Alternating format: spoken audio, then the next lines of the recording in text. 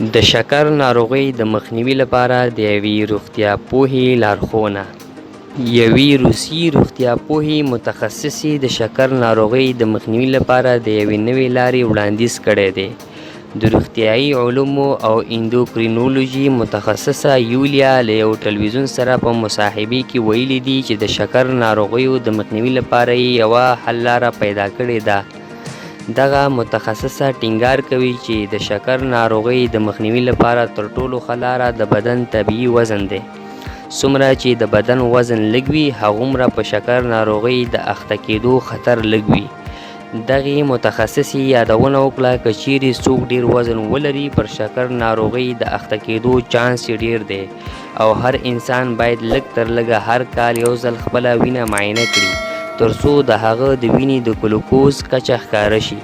همدارنګه نوموړي د دې په اړه چې څنګه کولی شو متوسط وزن ولرو ځینې لارښوونې وکړې.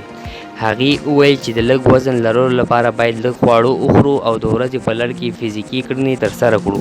هغې وویل که څوک د ورځې په لړ کې فزیکي فعالیت ولري نو په مناسبه کچه هر ډول خواړه خوړلی شي ځکه فزیکي کړنې د دې لامل کیږي چې خواړه په سمه توګه هضم شي او د انسان وزن ډیر نشي.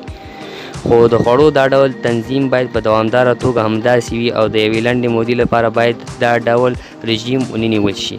وړاندې تر دې د اندوکرینولوژي یو بل متخصص ویلي وو چې کیدای شي ځینې نښې لکه پرله پسري ادرار، ډیره تنده، دوامداره لوږه، د سترګو کمزوري، د ټپونو ژر نه جوړېدل او غوسېدل پر شکر ناروغیو د اخته کېدو نښې وي. هغې ناروغۍ ته چې له امله یې بدن نشي کولی چې په کافي کچه انسولین تولید کړي او یا نشي کولی چې له تولید شوي انسولین څخه په سمه توګه ګټه واخلي شکر ویل کیږي.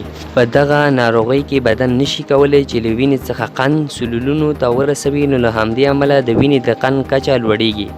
ګلوکوز یو ډول قند دی چې په وینه کې پیدا کیږي او د بدن د انرژي اصلي سرچینه ده. که د بدن انسولین کم وي او یا بدن ونشي کولی چې له انسولین څخه ګټه واخلي قند په وینه کې ټولیږي او بدن ته ډیرې جدي ستونزې رامنځته کوي.